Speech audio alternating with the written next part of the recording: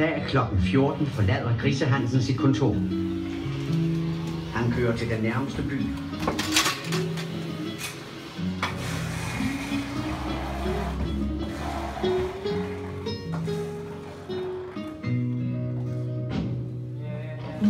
Og her besøger han sin veninde fru Jørgensen.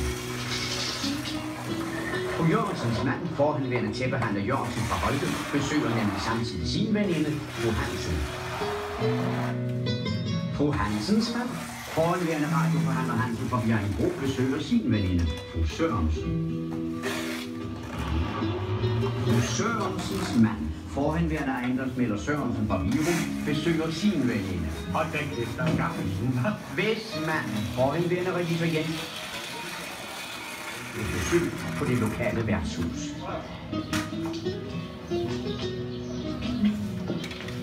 Det hele tager en time.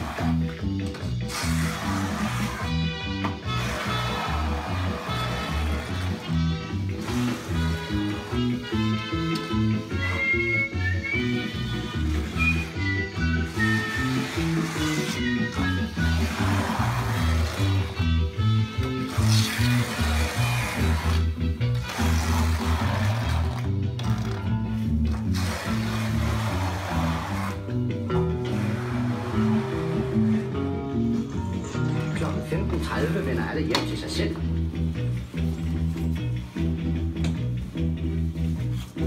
Vi har med andre ord 1,5 time.